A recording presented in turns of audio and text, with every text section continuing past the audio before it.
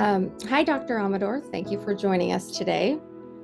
Your work has been such a gift to individuals and families dealing with severe mental illness.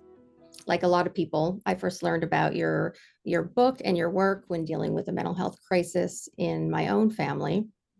We were in a situation with a loved one who was very ill, but refused all help. And we tried everything we could think of, but nothing helped. And things were actually getting worse. And then someone recommended your book, I Am Not Sick, I Don't Need Help. And that started us on a new path that completely transformed the situation. And that's why I'm so thrilled to be introducing you to HelpGuide's audience and getting this information out there to someone who needs it. So once again, thank you. You're very welcome. I'm really glad to be here. I'm glad the book helped. Really glad to hear that. So you've had a long career as a psychologist, a therapist, and a researcher specializing in severe mental illness. But you've also experienced it personally through your relationship with your brother, Henry. Can you tell us about that and how it's influenced your work? Yeah, it was a huge influence. I mean, Henry and I were very, very close growing up. We'd immigrated from Cuba. We were refugees, very poor, very scared. Our father had been killed in the revolution, and Henry was more than an older brother. He was a father figure. I mean, really close relationship. And why am I telling you all this? Because later in his mid-20s, and I was in my early 20s, he developed schizophrenia, and I started talking to him, really concerned. You're hearing voices. You've got these really scary, improbable, implausible ideas. He had delusions, and I was trying to, convince him to get help. And he kept saying, he's the one who named the book, years before it was written. He said, "I'm not sick. I don't need help." Then he accused me. He said, "You're the crazy one, not me." I never called him crazy. And it was through that really, I tried to do everything that most of us do, which is try to explain to him what was wrong and show my concern. That didn't work. That just pushed him away. That just made him angry. That just isolated him from me and everyone that was trying to help him. And then I learned, as I was becoming a clinical psychologist, how to stop talking, how to ask myself, wait, which is an acronym in my world for why am I talking? Why am I talking if I'm just pissing him off? Why am I talking if I'm just pushing him away? And start listening, asking him, what does he want? What do you want? Well, I want you to stop calling the police on me to drag me to the hospital. Okay, well, let's see if we can work that out. I want to get a job. I want a girlfriend. I want, talking to him about what he believed, what he needed, and not judging it and being respectful. And it led to his accepting treatment. Within 6 months of me stopping trying to convince him he was mentally ill and needed treatment, within 6 months of me saying to him, "I'm sorry for all the times I told you you were mentally ill, and I'm sorry for all the times I told you you needed medication." Within 6 months of those apologies and my promise to never say those things again, he accepted treatment. And he stayed in treatment for almost 20 years, for the rest of his life, long-acting injectable medication. And when I asked him, "Can I talk about Henry a lot?" And he's written about in my book that you mentioned. I said, people ask me all the time, "Do you think you have mental illness? Do you think you have schizophrenia?" And he laughed and he said to me, "No, I don't have mental illness." I said, "So why are you taking these injections, this medication?" And he said, "Well, I do it for you and for mom and pops." These are two friends of his who ran the halfway house that he was living in, the supported living arrangement that he was in. So what's his answer? Two things. He never believed he was mentally ill, stayed in treatment for almost 20 years, and the reason was for relationships. Mm-hmm. That foundational experience. I'm sorry I went on for a long time, but that for me really is what started me being interested when I got my PhD and started doing research. Got me interested in this problem of poor insight, and then how do we help? Mm-hmm. Family members, it's just human nature to get upset when your loved one who's clearly sick, everybody can see it, when they won't admit it. And you do talk a lot about, Look at your language. You said "won't admit it." I love that. yeah, Like it's purposeful. And that's how I was with Henry. It's right. purposeful. admit it. I know you know that you're ill. Just admit it. Sorry, go Just ahead. admit it. No, you're right. It's the way we think about it. Like you point out, and we go through it all. We think they're in denial, they're being difficult. Refusing to admit. I used to say that. Yeah. Anyway. Yeah.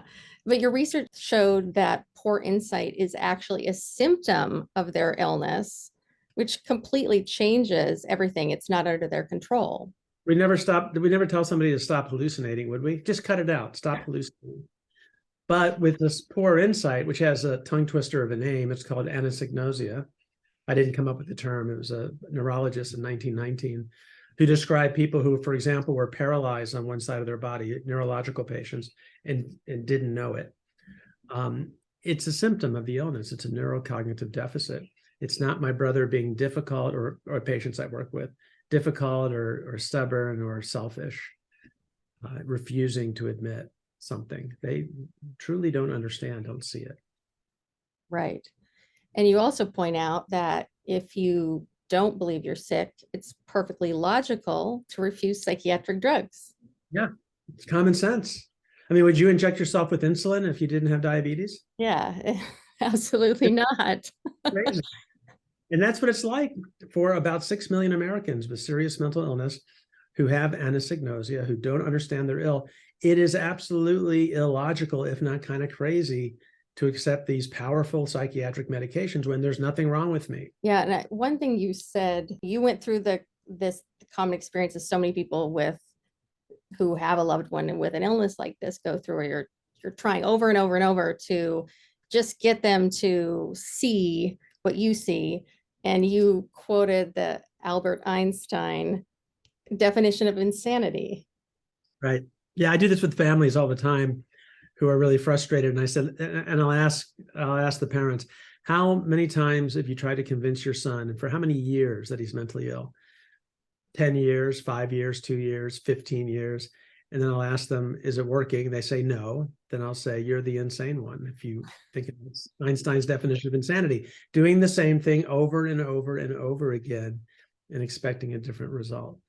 And that frees people up, actually, when I joke around with them about it, because it's like, you're right. Why do I keep doing this? The other thing that struck me looking at the research that you're pointing out is that anosognosia is so tied to a lot of poor outcomes. Yeah. And it's one reason why you say, as a family member, it's very easy if you have a loved one who doesn't want help and they're hostile to it and to you, to kind of back off and just let it go. And you say, for a lot of reasons, it's a bad idea. Right. So then there you are as a family member. First of all, can you kind of talk more about why you can't just leave it alone? Well, I mean, when people have anosognosia, their quality of life, their psychosocial functioning, their ability to work, to go back to school, to have relationships, to not, the illness isolates people so much. All of those things worsen, and letting somebody. I mean, there's other research that untreated psychosis can be actually toxic to the brain. So letting someone, and it's a weird way to say it. It's not that we let people, but not staying engaged and trying to help and allowing untreated psychosis to continue for years is really tragic. It results in all kinds of negative outcomes for the person, including the possibility that the brain is suffering. It's toxic to the brain to be psychotic for 2 years, 5 years, 10 years. So yeah, in addition to kind of worsening potentially the course of their illness, you mentioned the impact on the relationship. And that was something that I think really struck me when I was reading your book. You talked about how one of the most devastating things for the person with the illness, with the lack of insight, is that it isolates them from everyone, the people who love them, the mental health professionals who could help them. So could you talk a little bit more about that? Because I think it's hard from a family member's perspective. You're looking at things in just this really focused way, and it's so important to kind of shift your perspective and try to see things from the way they're experiencing it. And that just opens up empathy and the ability, I think, to connect. Well, when you can empathize and connect, it changes how you communicate, and you can become more effective at helping that person choose treatment and recovery. So how do we empathize more? Think about it. You are certain there's nothing wrong with you, and everyone around you is telling you you're mentally ill. You've got a brain disorder. You're sick. You need treatment. You know it's not true. You're absolutely certain. So you've got doctors, you got police officers in your life sometimes telling you need to go to the hospital. You've got your parents, your spouse, your kids, everyone around you. So these are people with anosognosia for mental illness are by far the loneliest people I've ever met. And what happens for loved ones is we often see an angry person, someone who's really kind of just pissed and angry at us, and maybe fearful of us, maybe paranoid about us. And that's the result of somebody feeling really isolated and depressed and lonely. That's what's underlying the anger and the pushback. Mm-hmm. So understanding what it's like to be in that position, I think I'll tell you, it helped me to be more compassionate and gentle and mindful of how I communicate. Right. Mm-hmm. And the first step is stop trying to teach and start listening. Yeah. And you make the point really again and again that preserving the relationship really should always take precedence over pretty much anything, even getting them to take their medication, see a therapist. So can you explain that a bit? Because in a lot of ways that feels counterintuitive, especially when we see someone we love in a situation where they're deteriorating. You feel kind of like you're in a triage situation, like deal with the problem first, and then we'll focus on the relationship later. But that's actually the wrong way to do it. I mean, if you deal with the problem with a focus on the relationship, things go far better. So, for example, if you are in a crisis situation and have to initiate an involuntary hospitalization, doing it in a way where you're respecting the person and not judging them, being apologetic. I'm sorry that I'm doing this. I'm sorry I did this, and not castigating the person, not trying to educate them for, well, you made me do it, refraining from saying things like that. Focusing on the quality of the relationship is going to increase the likelihood that the person is going to stay connected to you and open to your suggestions and open to your advice, not paying attention to the relationship. And we're talking about this kind of globally, but not staying connected in a way where the person feels listened to and understood and respected, leaves us powerless to influence anything. And we want to be able to influence the decisions that are loved.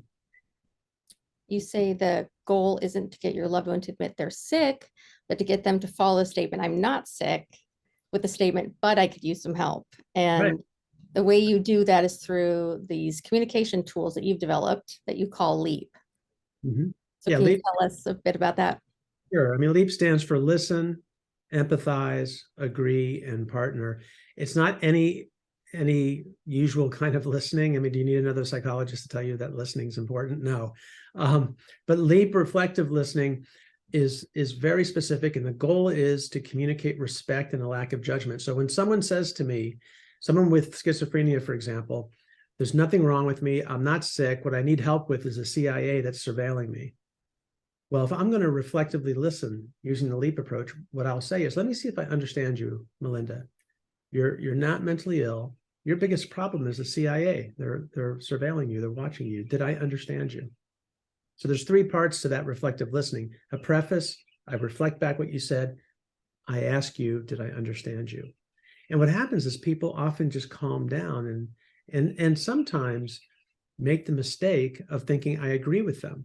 LEAP is not dishonest. LEAP, you're never lying. I'm never saying, it sounds like I'm agreeing, right? Mm-hmm. You're telling me, Melinda, I mean, let's imagine you said that to me and you had schizophrenia. What you're telling me is you're not mentally ill and your problem is the CIA. Did I get that right? I'm not agreeing with you. I'm just reflecting it back. So if you were to ask me, well, do you believe me? The CIA is watching me. One of the other LEAP tools is we try to delay giving those opinions so we have more opportunity for this respectful non-judgmental communication. So I would delay. Melinda, I promise I'm going to answer your question about whether I believe the CIA is watching you. Before I do, could you tell me more about what happened last night with the CIA? You said something happened. I get you talking some more. I'd reflect it back. I'd be empathic. So you're really scared and angry? I'd be scared and angry too. That's the form of empathy we teach, which is to normalize the feelings. I'd feel that way too. The whole goal is to close the distance between me and the other person and to be respectful and non-judgmental. So reflectively listen. I get asked my opinion. I try to delay answering so I can do more listening, more empathy. And then when I do give my, let's say somebody asked me, do you think I should, it sounds like you agree with me that I'm not mentally ill. They make the mistake because I'm reflectively listening. Do you agree with me? Then we give our opinion in a very specific way with the LEAP approach.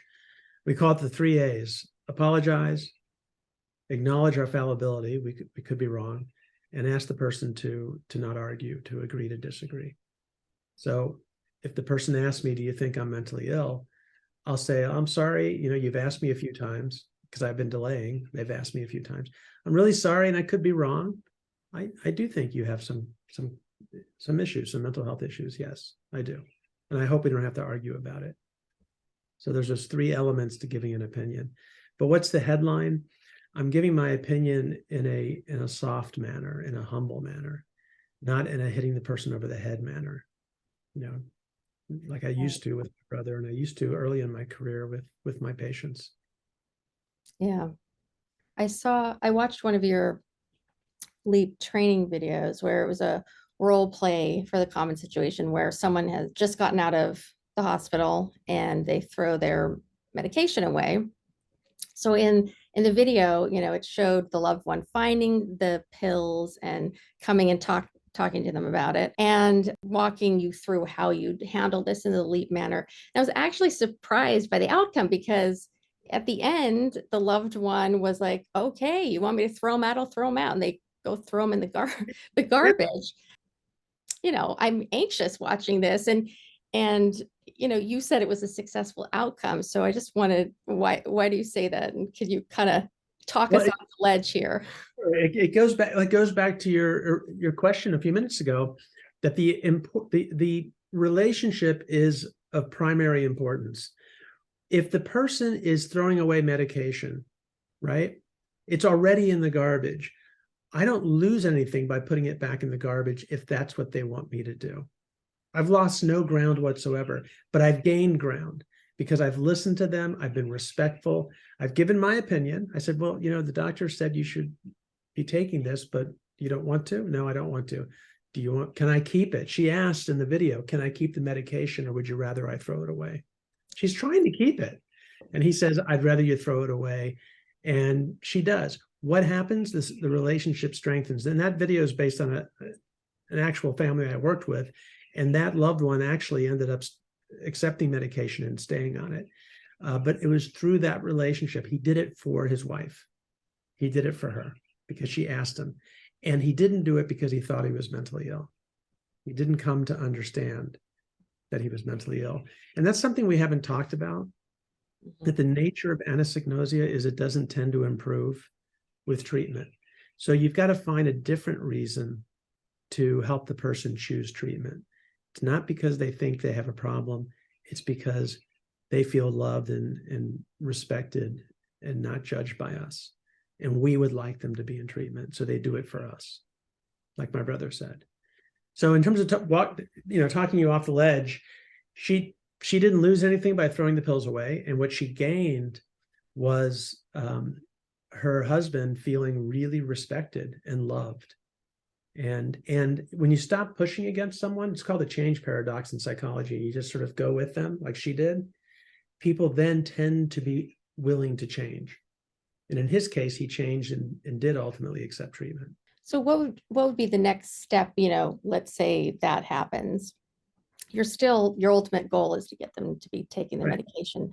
So then what? They've thrown out the meds. Now what do you do? How do you feel about me throwing out the meds? I'm really glad you did that. Can I tell you how I feel? And then you express your feelings.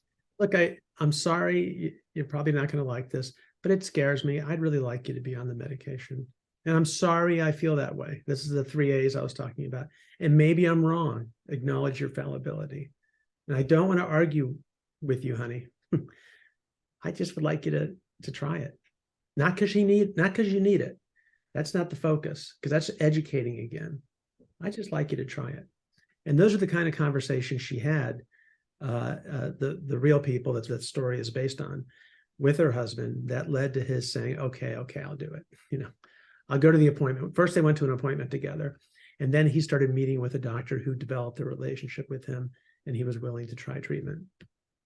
And he did. And you say, so part of LEAP, you talk about you have to find places to agree. And that seems to be the hard hurdle for family members to get past, because how do you agree with someone if they're out of touch with reality? How does a family member go about that? How do they get to the point where they're actually finding places to agree that actually could get you somewhere?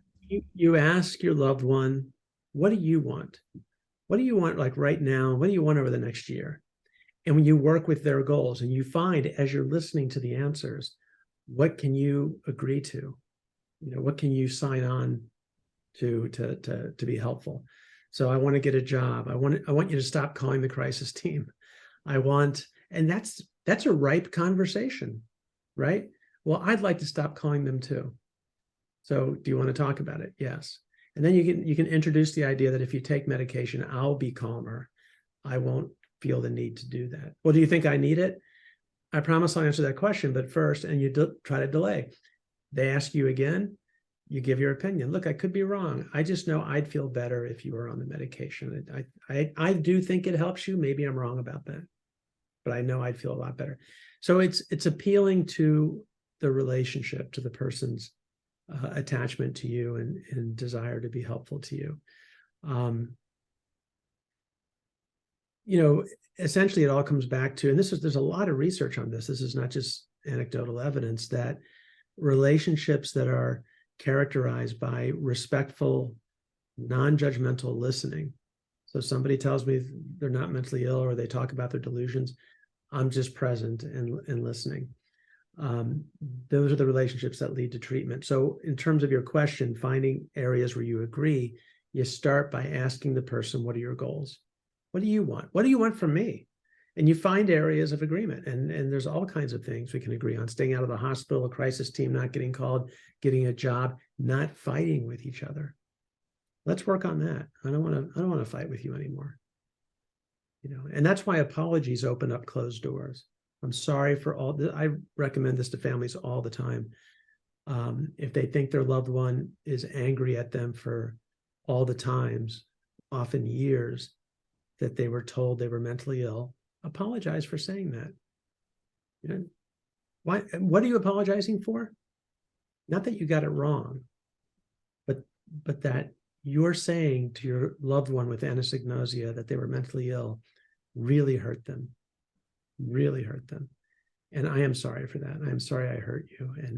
And I won't say you're mentally ill ever again. And you can do that and gain a lot of ground in the relationship, and gain a lot of influence in terms of your opinion mattering to your loved one, when you refrain from trying to push them into getting treatment. In those situations, it's so common that there's years of kind of tension and fighting. In your experience, how difficult is it to turn things around when you've already gone down that road? It's actually really easy, and it's kind of, I'm going to be a little repetitious, and I'm sorry for that.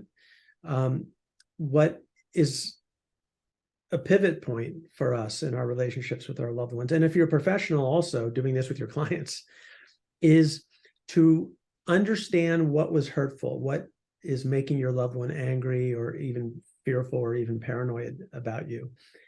And it is almost always the history of your telling them they're sick and they need help. So apologize for that and promise never to do it again. You don't ever have to do it again. If it hasn't worked in the past and you keep doing it, Einstein's definition of insanity, it's insane. You're not going to get a different result. So give it up. It's a tremendous gift to give to your loved one. I'm not going to tell you you're sick. I am not going to tell you you're mentally ill. That opens up the door to a completely different relationship and way of communicating that the research shows and my experience shows leads to the person accepting your advice to try treatment. So apologize and promise. One of the statistics that jumped out at me too is that, even if you're following this approach and you have this good relationship, still only 25% of patients take their medication as prescribed. Is that a correct? No, that's baseline what we see. About 25 to 30% take medication as prescribed. When you use a LEAP approach, those numbers go up significantly. We have an outcome study we're doing right now. We had another study that was done with inpatients, and we're finding rates of 70, even 80% will accept treatment and stay in treatment. So it's all about how you approach the person. Wow, that's huge. Huge shift. You also talk about kind of just making things easier for everybody, though, with long-acting injectables, which haven't always been the first line of treatment. Yeah, it's really unfortunate in our country, in the US, we only have about 7% of people with these illnesses on long-acting injectables. In other countries like the UK, United Kingdom, 50%. Why is that unfortunate? Because the research is really clear.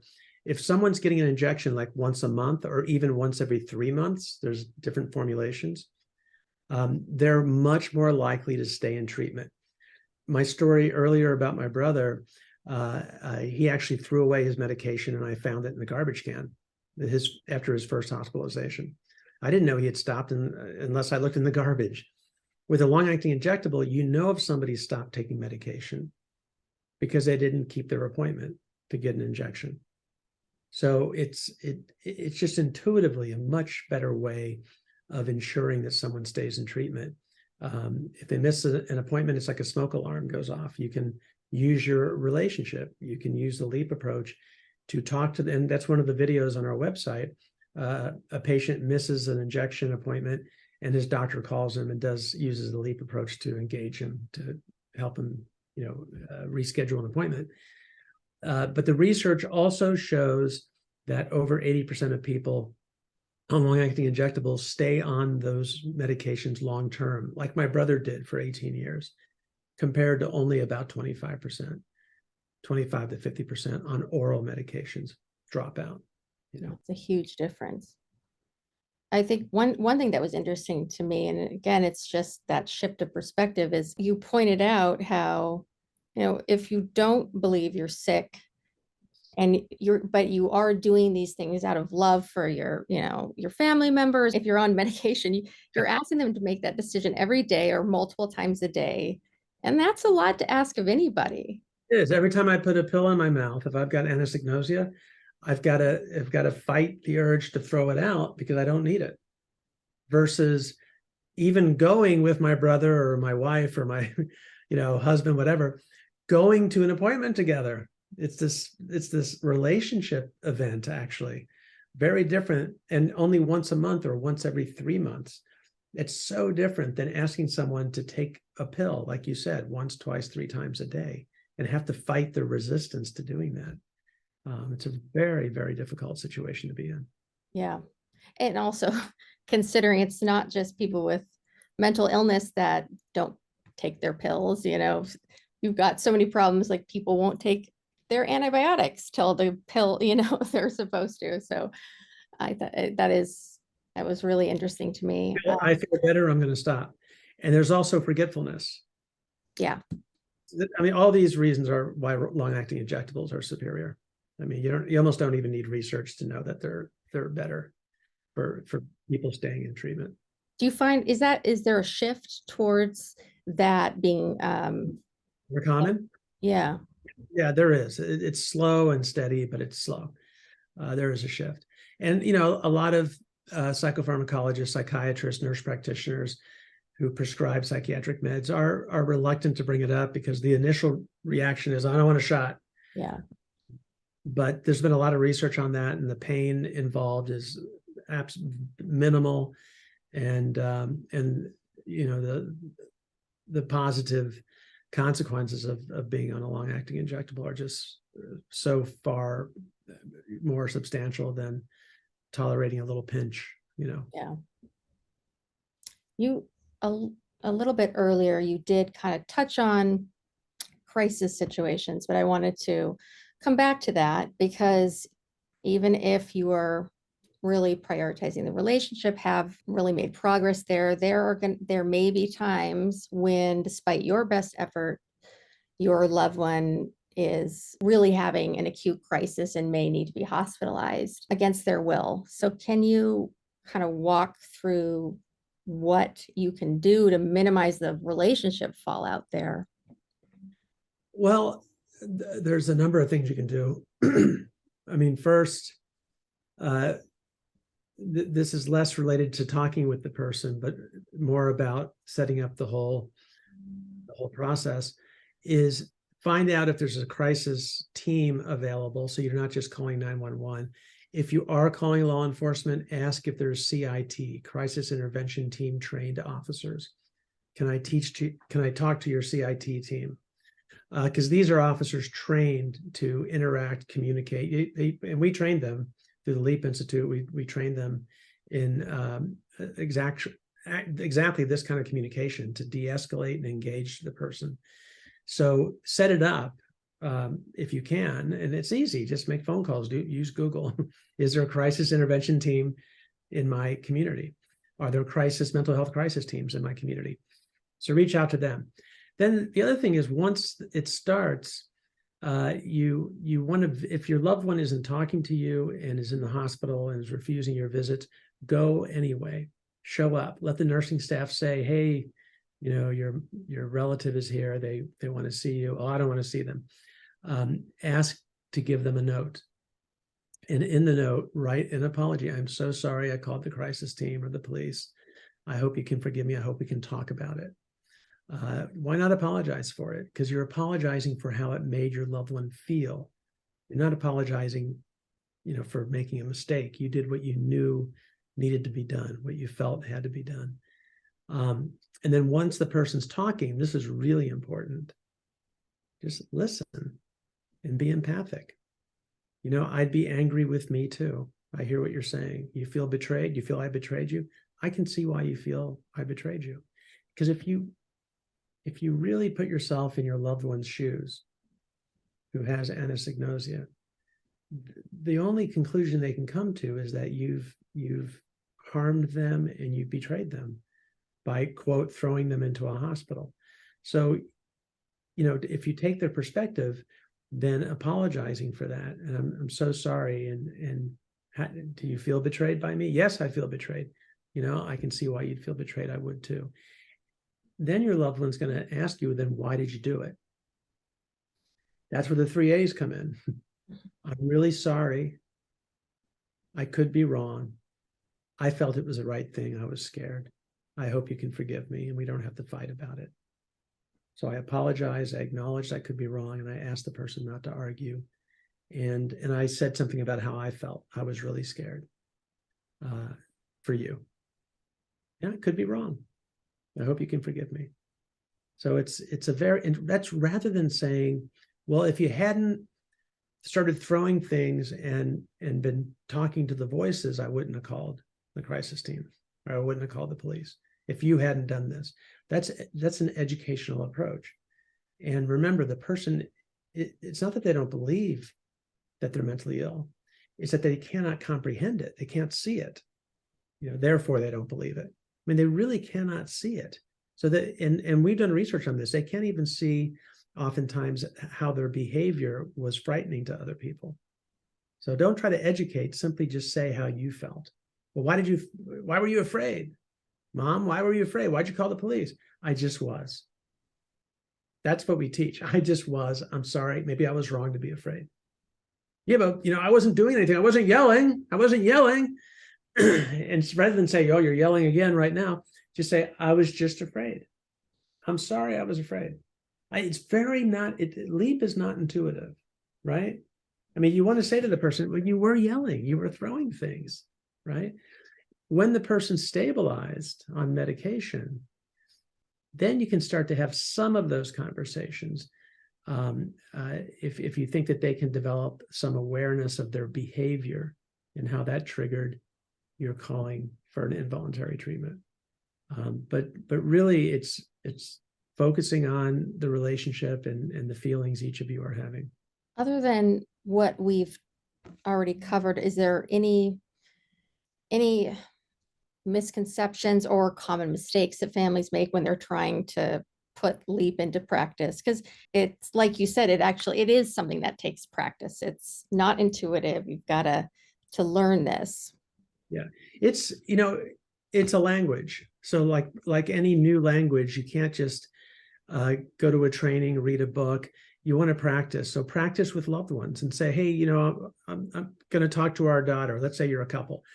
Honey, I'm going to talk to our daughter. And you know what she's going to say? She's going to say, I need $20,000 for my rock album. And let's say she's got a grandiose delusion. This is a family I'm thinking of.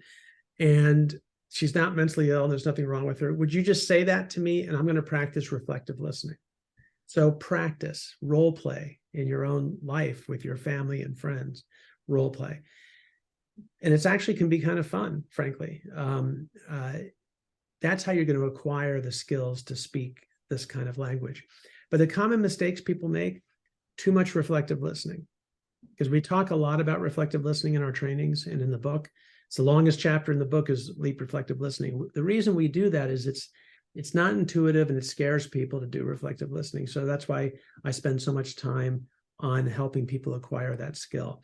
They come away with the misconception that LEAP is all about reflective listening. After all, it's the first letter in the acronym, right? Listen.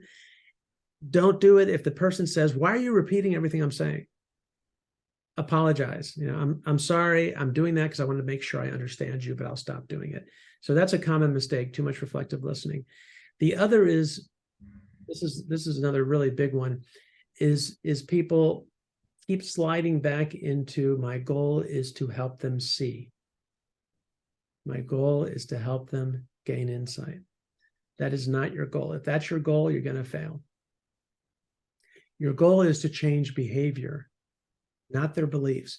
The nature of anosognosia tends not to change, even with treatment. So stop focusing on changing their beliefs. Start focusing on influencing their behavior. What's the behavior you want to see? Being in treatment, meeting with a therapist, meeting with a prescriber, accepting treatment, not just medication. There's other forms of treatment we haven't talked about, like cognitive therapy for psychosis, like psychosocial treatments, peer specialists, other people with lived experience working with your loved one, befriending them, taking them out for breakfast. I mean, there's lots of different kinds of treatment that are available, not just medications. You just mentioned again with anosognosia, it doesn't tend to go away even if you're in treatment. But you also have pointed out that you can have insight into other things. It's not just insight into whether you're sick or not. And you have that whole chapter in your book about the surprise that can happen over time with insight. So can you expand on that a little bit? Yeah, I mean, there's two surprises, really. One is that people can develop insight into when I take medication, things get better generally. Although when people have anosognosia, what I often hear is, well, things are better. It has nothing to do with the medication. So again, be careful not to push that. But with time and consistent treatment, people do tend to develop awareness of able to work. Maybe the medication helped with that. I'm sleeping better. I'm less anxious. I'm not hearing voices, and that gives me some relief. The awareness of those kinds of symptoms and difficulties improving occurs over time. And then the other thing is with consistent treatment, a couple of years out or longer, we see people, the anosognosia start to remit, and people develop actual awareness. So with consistent treatment, someone's in treatment for 6 months, 3 months, a year, the anosognosia tends not to improve. Once you get to the 2-year mark and beyond, in a pretty significant portion of people, it improves. They start to gain awareness. So that's a surprise I don't think I did talk about in the book yet, because that's new. That's very new research, which will be in the next edition of the book. Yeah, no, that's very hopeful news. Yeah. And that was, because that's one thing as a family member, if you're thinking, oh, they'll never have any insight. There's so many misconceptions too about severe mental illness. This idea, like, if you have schizophrenia, it's only going to get worse. And there's all those kind of negative beliefs people have. They're And myths. They're myths. Yeah. yeah. Yeah. I mean, it's not a deteriorating illness. That's what I was told when my brother was first diagnosed. The research on that's abundantly clear. Mhm. In fact, over time, people tend to become a little less symptomatic, whether or not they're in treatment. Yeah, I think those are things are so hopeful, and it's not common knowledge at all. But the other thing, it is hopeful to think, given what I just said, well, maybe my loved one, when they're in treatment for a couple of years or longer, will develop awareness, develop insight. That is hopeful. But don't wait for that.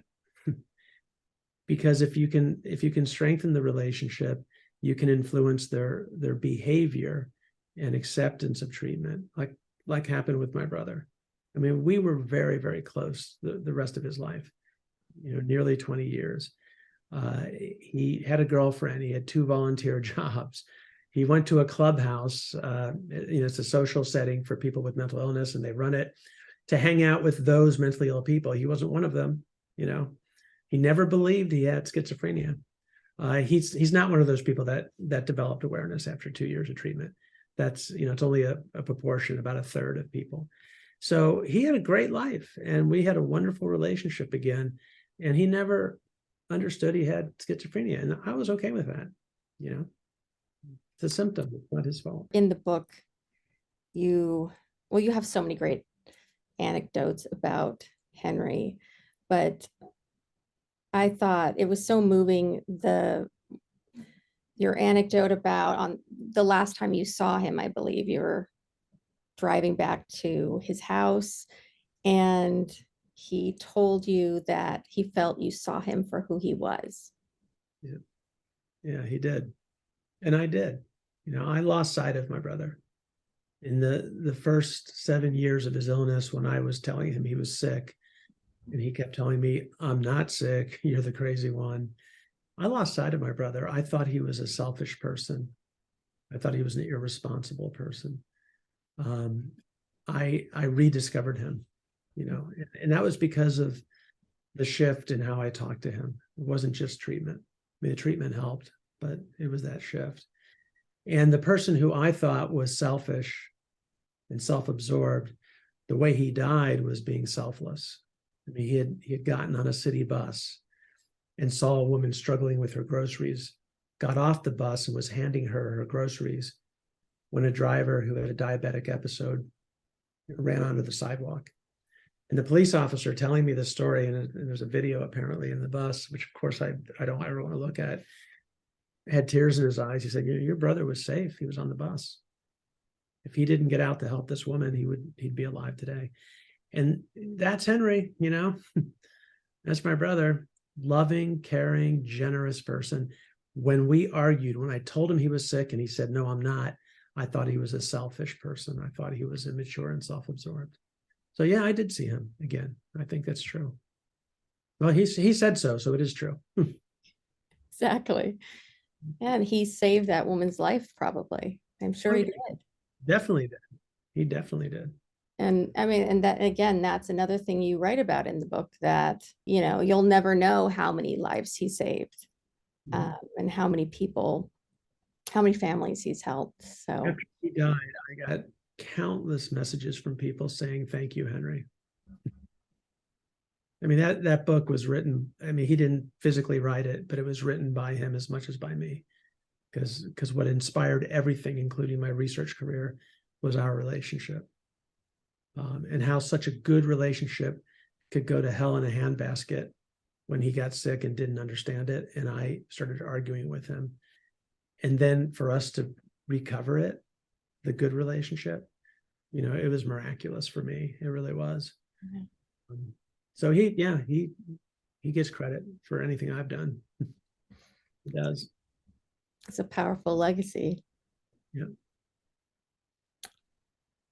Well, again, I really want to thank you for taking the time to talk to us. This has been just so great. I thank you. Well, thank you for what you're doing. You're really helping people. And as someone who is a family member and a professional, I'm grateful to you and to people like you who are, trying to help other families and educate. It's really important. You'll never know how many people you've helped. You'll never know. Well, thank you so much. That means a lot coming from you. So thank you.